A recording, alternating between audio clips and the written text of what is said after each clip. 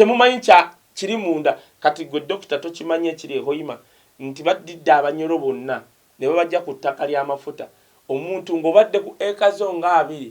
nga tokimanyi nti kuliko amafuta ne bakujjawo ne bakuwa akayumba ka rooms 2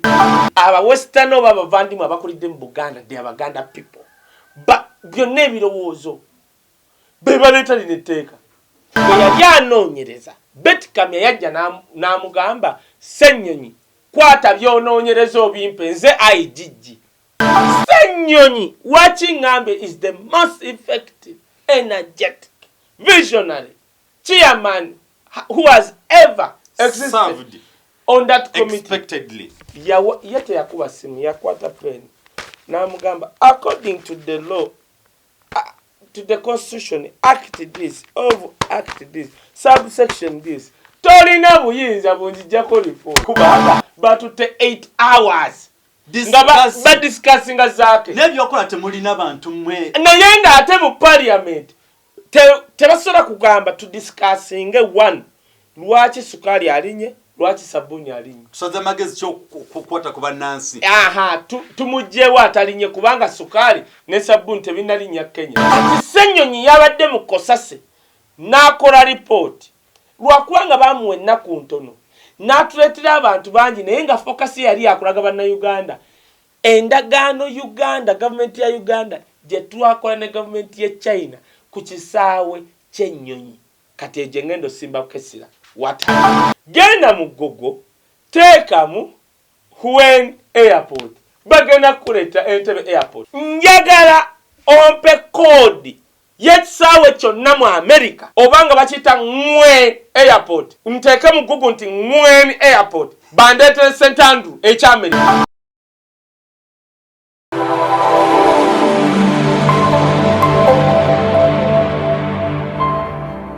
gambo kikozesebwa wano otegedde kyoboolaba usebo dokita ife naffe we batukwata Katonda n'akuvaamu ne bakuteeka ewa kada judge kaba kaweddemu beokola tebabimanyi munnanga nti kati kankubula ekintu kimu omulembe guno omusajja either okola kye bakugambye to survive oba ogaana n'osigala ng'olina ebitabo naye ng'oli magistrate 1 katola abano bwe babakuza uyo bamukuzizza bano Douglas bamukuzizza ye Dr. Douglas according to Kakwenza byagamba bamukuzizza goloza teriyo bajjajezi balala baliyeyo era bannayuganda mbagamba bwe muba muyina essaala gye musaba essaala yonna gye musaba mbegayiridde kwe kusabira eggwanga Uganda kubanga n'ogenda mu America teruliyo kye bayita kada judge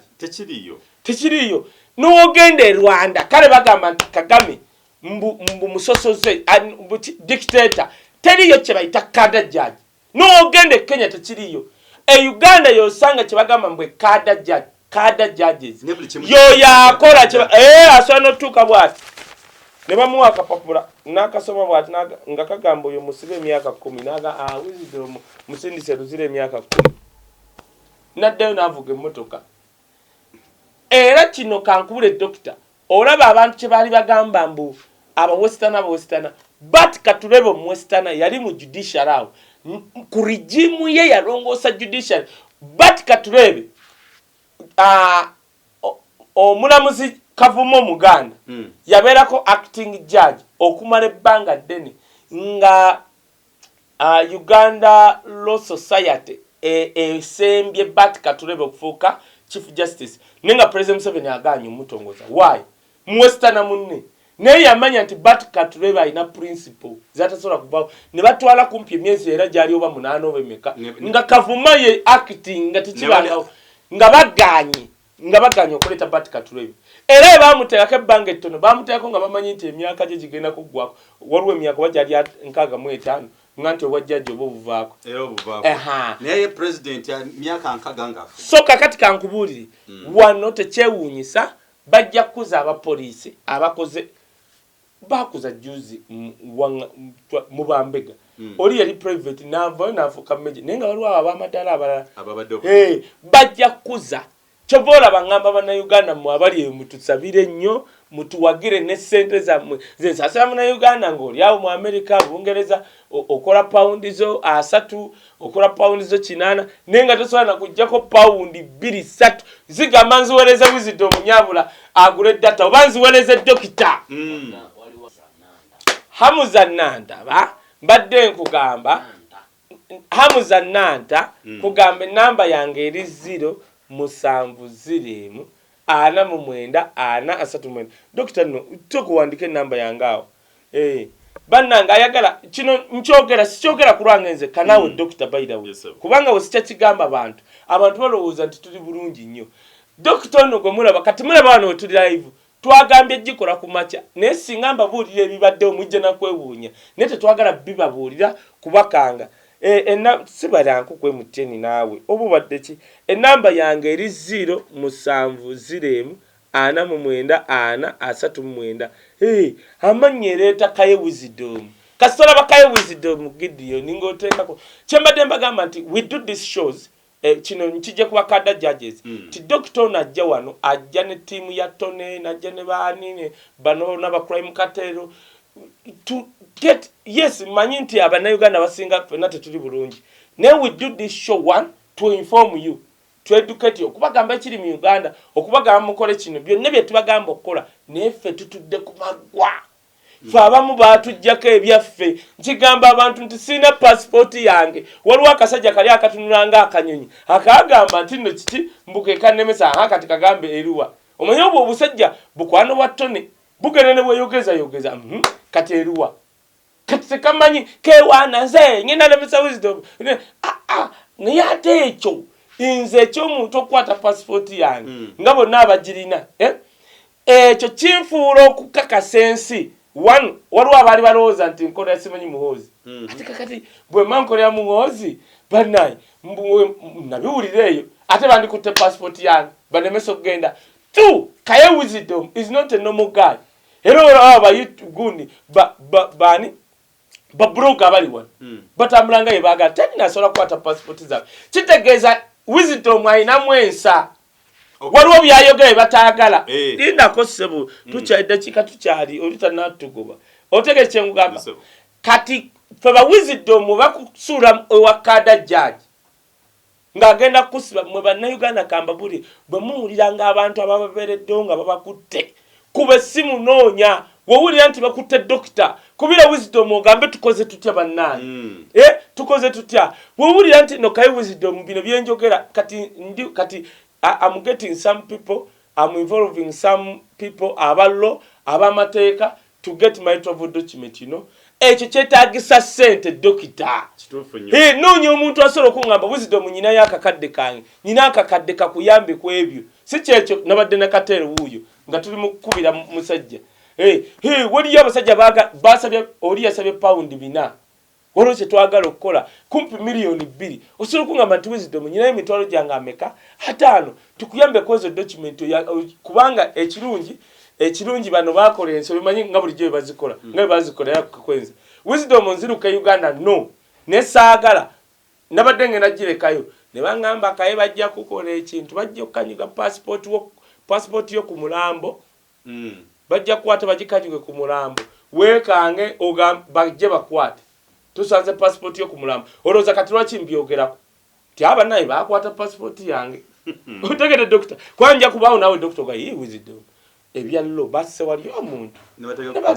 netusanga passport Wisdom kireka bunaku oli musi so kati njagala okubagamba mutuyambe I appeal to you nze I'm in need of financial help by the way mu nsonga enkirese mbulezi era enamba bulijjo ngisoma nje nagiteekakaawo kubira dokita omugambe njagala enamba ya Wisdom oboggo nkubira nze gwa eri awo 0701494039 naye ekisinga obukulu mu Uganda njagala mutegeere kino bwe bakubanga mu kooti ze zino bannaye mu nsonyi nti wano waliwo kamera nyingi bwe bakubanga mu kooti tegeera ekintu kimu wano waliwo bakada judges abakolera government era basobola okukeera enkya ne bagamba Kaye Wisdom warepinze omwana golooza bakisikwata bwana buta ate naawe dokita bayirawe dokita hani yankubidde wegendereze waliwo yankubidde nangamba gamba dokita yo yegendereze n'abantu bakyaze abasajja babadde bakingamba nga bakijjeko ono mukazi yafudde muzungu omukazi mbu yafudde omuzungu oyo basajja bali mu kunoonyereza eyo bagamba simanyi nti yabadde accident okutegera ekintu ekyo so kati bintu byakwebereramu therefore njagala kuva ku kyokyo yonna bano bonna be bawadde ebifo lindako gavumenti weerijje y'abantu biyisha balina okudda era ojja balaba nga badduka bayita emalaba wokikumi ng'oli adduka emalaba bamubuuza wafuna otya obwajjaaji nga tasobola kakati labayo yagula UBC kati yagula UBC yatunda embuzi n'agula UBC kakati omukazi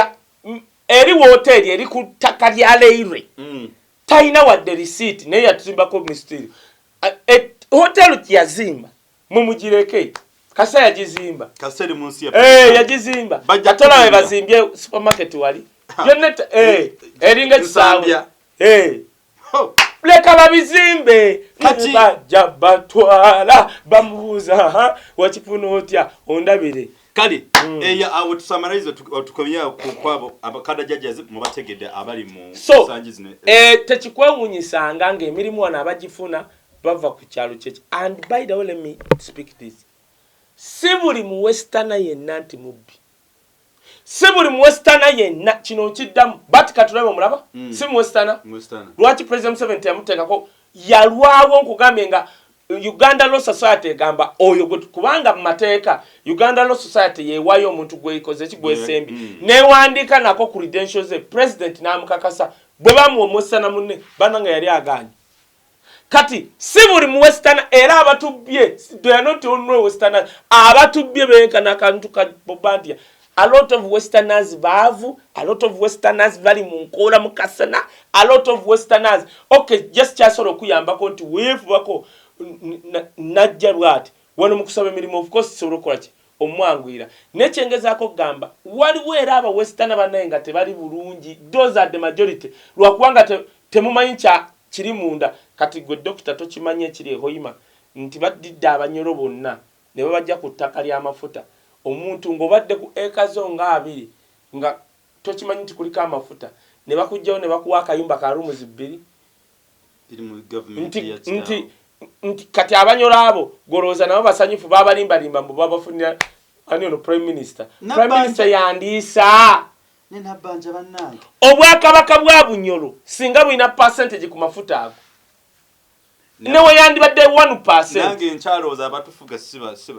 nze natandika okukirowooza.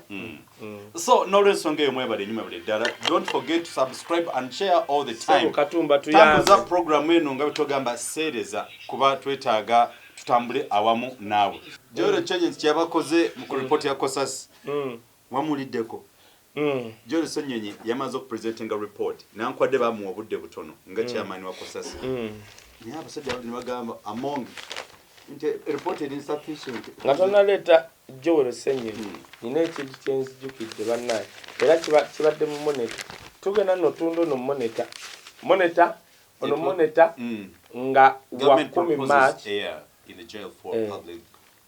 speaking. Government proposes a year in jail for public speaking. Ine chinche ngendo kugera nchijukide kwogera kwa westerner bulijjo mbagamba si buli mu westerner Dr. Jukira chenagamba nti aba westerner abazaliddwa mu Buganda oba bakuliddwa mu Buganda the parages the kingdom of Buganda banjawulo katika nkubuli kulidde wa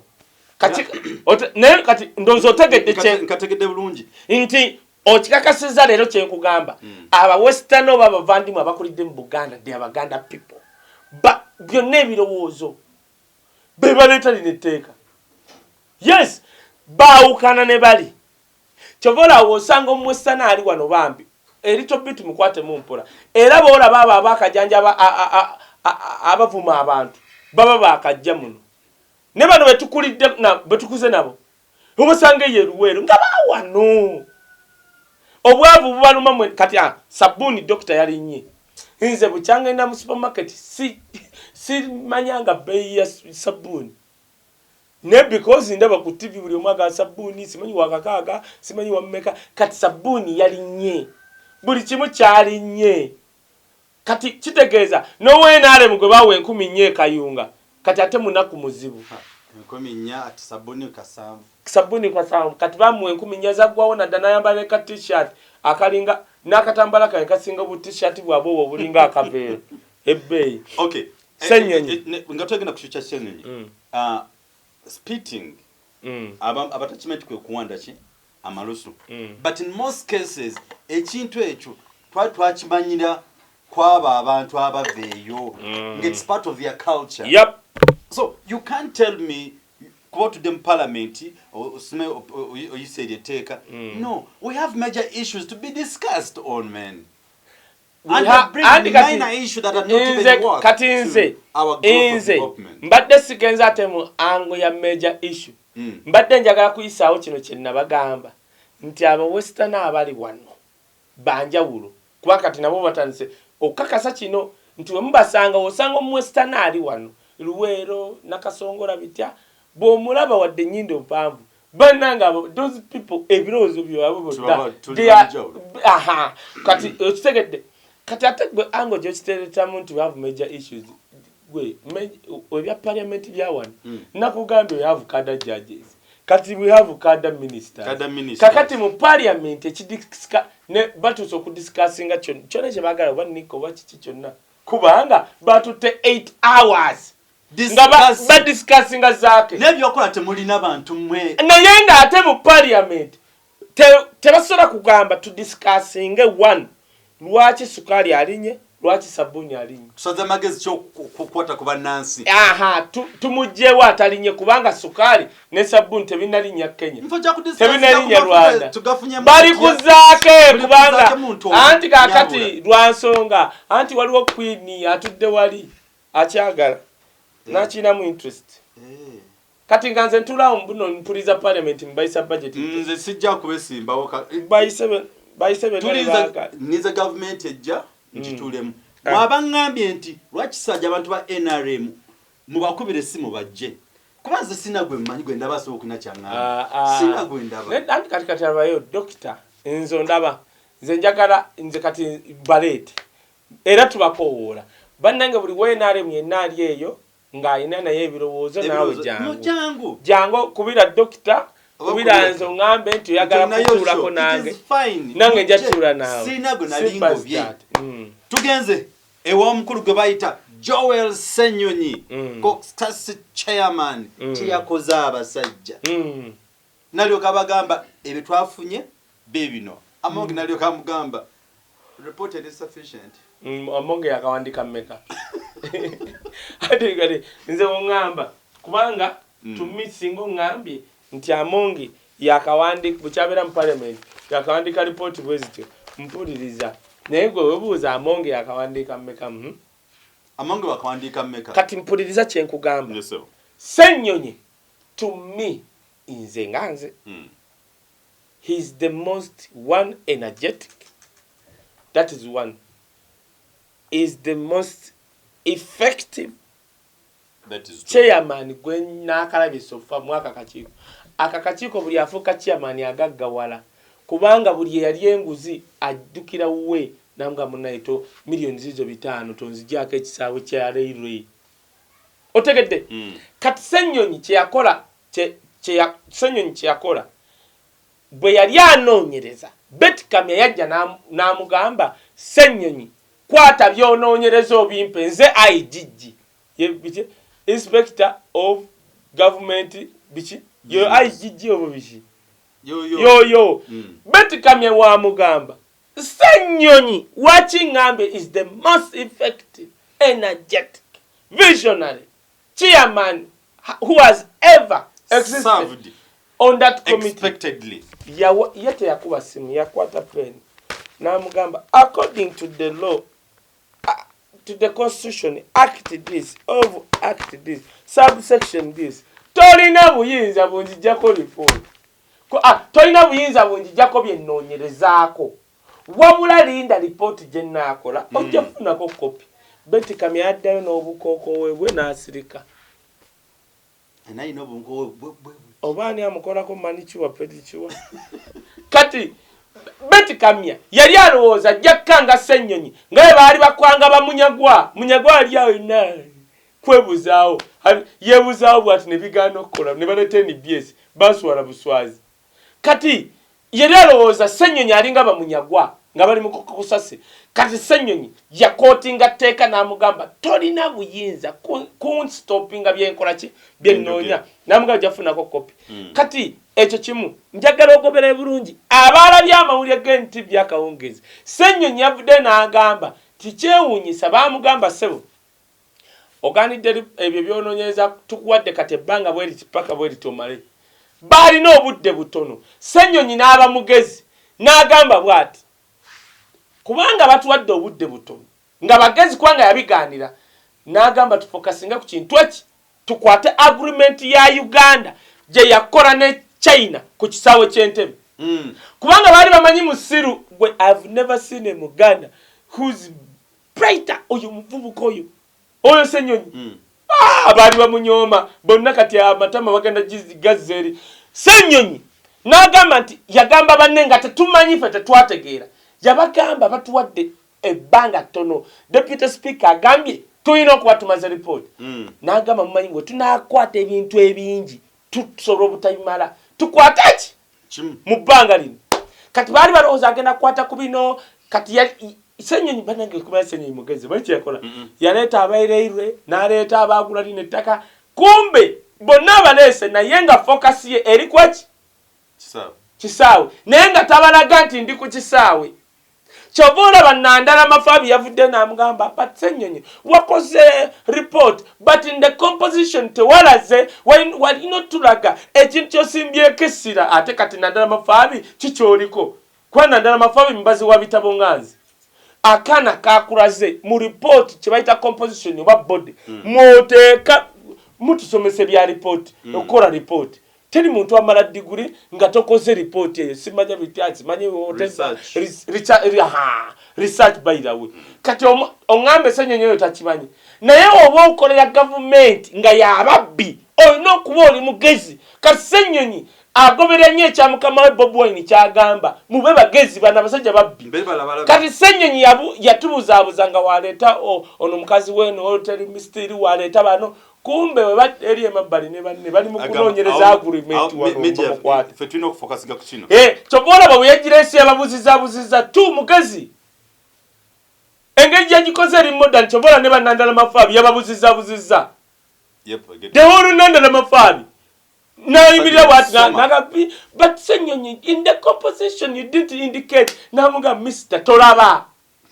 kati naye akuti atenze kyova olaba Ssemuju kyovola nagamba sagamba mwefu disinti muntu gwentera oterayo mukono ye Ssemuju nganda uloza lwaki ku bugezi lwaki Ssemuju si yabuziza Ssemuju yabadde agitegedde nagakana akaana banekagezi Nandala Mafaabi n'agwa mu bikopo kati abatuuliza njagala bategeeza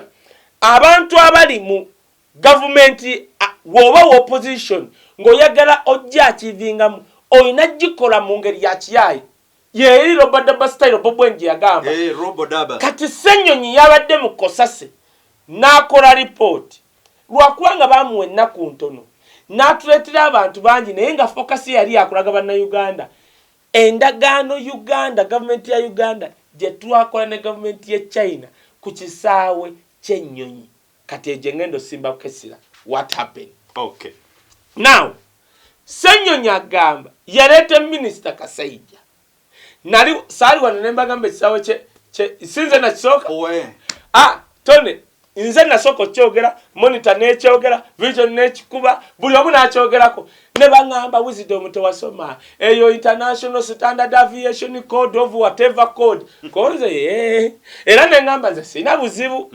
it is international code aviation code of code sina buzibu ne nabagamba genda mu Google teekamu When airport bagenda kuleta Entebbe airport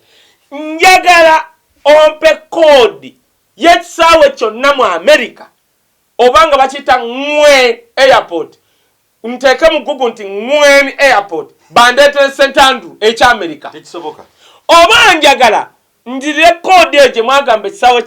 ky'e Kenya nkiteeke mu bandeetere eky'e Kenya kati ebya Uganda nabagamba abanda banze nasirika wadde international aviation code ninda mugwa mukaaga endagano eggwako mugwa mukaaga enaku ziri mu kkubo sente zino we ziba teziriiwo ekisaawe mmye njagala ogenda osome sijja kubanga singa oba tukole ndowooza tujja funayo olunaku mbasomere agreement eyo naye tebaatuyole kubanga eyo singa ogisoma oba ozibukidde abantu amaaso singa nkwata agreement gye baakola Kasayija ne gavumenti ye China osobola okutegeera nti bano abasajja si bannayuganda kubanga byonna ebintu bya Uganda babikoledde agreement nga babiwa China nga beefuula abaagala loan naye nga mu butuufu babigabidde China bigenze agreement kati Nandala Mafari ani deputy speaker babuuziza but Ssenyonyi but you were not focused Anita Mungu yagambye mbu Ssenyonyi but you were not focused in your presentation about this report. Ssenyonyi nga tali focused.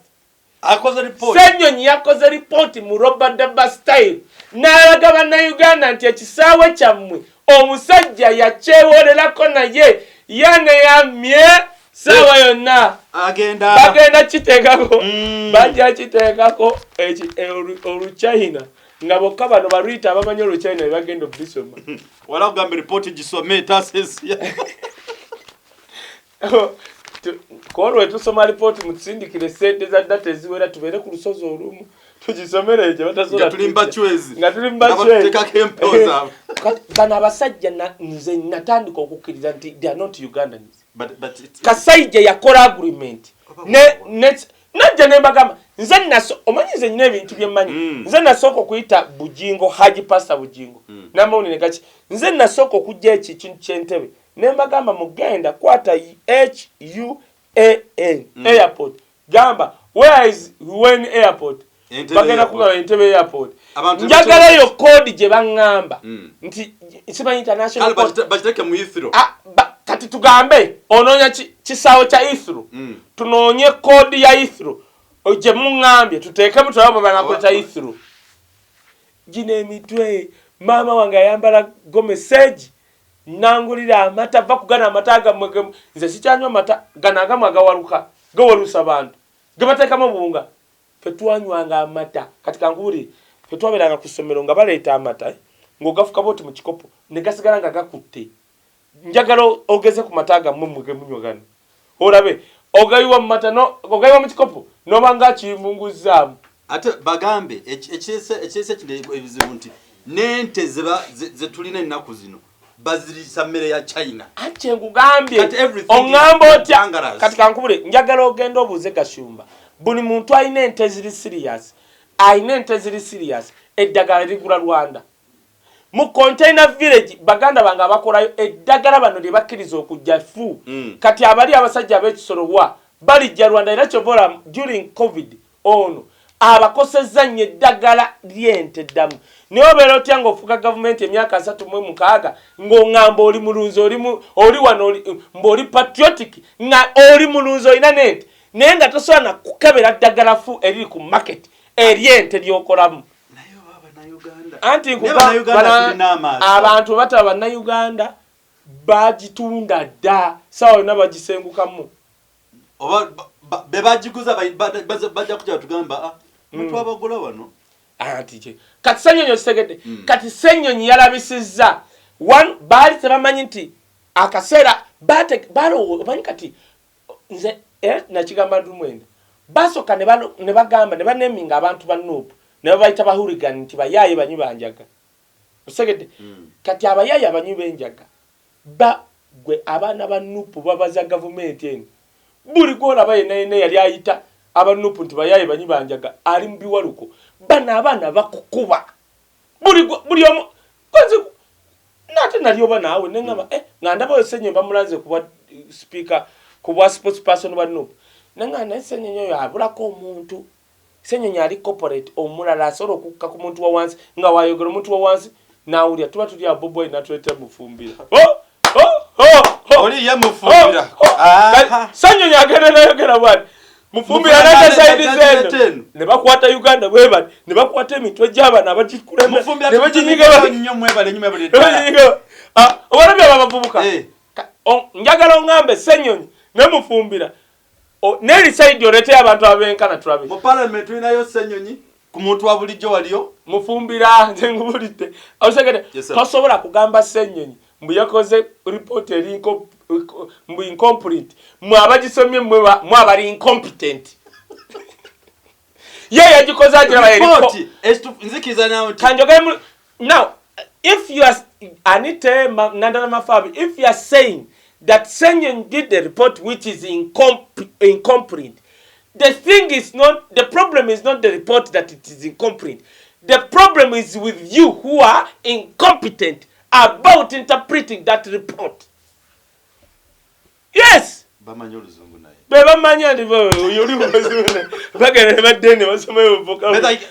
Report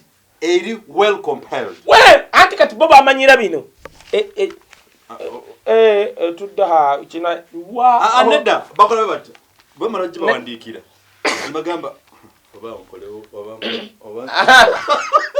No, good nandala kimanyi wali eche bayita refresher courses. Bonna abawazi b'ebitabo every year bakusubira okugenda ku refresher course kamu babateka conference 2 weeks free. Notereza ku bongo. Kati ongambe mbo omwana mu composition theater bannanga abatulaba musobola okungamba nti Joel Ssenyonyi asobola okukola report nga talabyeko ku report zaaliwo. Ssenyonyi yakoze report eri modern tebagitegedde tu bannayuganda mukubira engalo Ssenyonyi. Why? Ssenyonyi abalaze tekisaawe kyammwe abasajja bakiryamu dda. How can you get $500 million? Simanyi $1 million ng'essente ze bawadde China to expand Entebbe airport ozimbamu ekisaawe ekirala. Mukubira engalo abaana ba Nuupu egenda kujjayo ababbi. Nuupu ereetedde Kasayiji okwenenya. Kasayiji akkiriza nti twakola ensobi. Mukwata mutya million, if I'm not mistaken, I said to be corrected, oba zaali $500 million. Amannya abiri gayiko maye kyabadde kwe kumugamba mbu nobody Mao, you have a smartphone, you are an excited fella. Who says this? Tugenda bazake tumalize program. Omanyeyo panti weyabadde yakubye nobody Mao tamerino. Nobody Mao, I respected you, so do other Ugandans. You carry a lot of our respect. Nze manyi nobody Mao, you can reverse your words. Osoro kwekuba mutima, correct yourself, compose yourself. Woliya tobajjagala abaganda ebagamba. Liya ne tobajjagala. Tolumate n'omega. Atalina gwalumye nobody Mao walumani. I challenge nobody Mao tugende eggulu. Ne nobody Mao. Nze ne nobody Mao tugende eggulu. Mwesimbeko. Tugende eggulu tuyite ku street. Nobody Mao ndaba abanakusaba serefu. Nanga banasaba serefu. Njagala nobody Mao agende no Bobiwine eggulu. Ekibuga kijja kuggwawo. Duga. Sasire nati batugambi the video quality is not good. Chaka butukutemu buno obusajja. Nobody Mao nze kyenkusaba oli muzeyi waffe nze nkwegayiridde if it means kneeling. Nkwegayiridde. You are shaming our people. Our children langis who respected. Kumulya nobody Mao. Fe twakuwagira ne tulekawo sebagala ngati nono batutwala banenze enzunze batutwalanga bintu ebyo ngati tusoma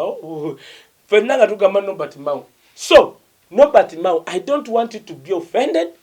Neko wagamba emyaka egyo ebiri emyaka mbu ebiri ng'oleeta kati naffe tuli eno tuleeta tu chancha Robert Mao chancha chanu engumi bwana buleeta ngumi ku ngumi. Now Robert Mao nkwegayiridde compose yourself. Ebyo byogamba nti abaana ba Nuupu bakuvuma. Nobody Mao Bobiwine abagambye ekyo si kituufu. Nobody Mao ekyo si kituufu.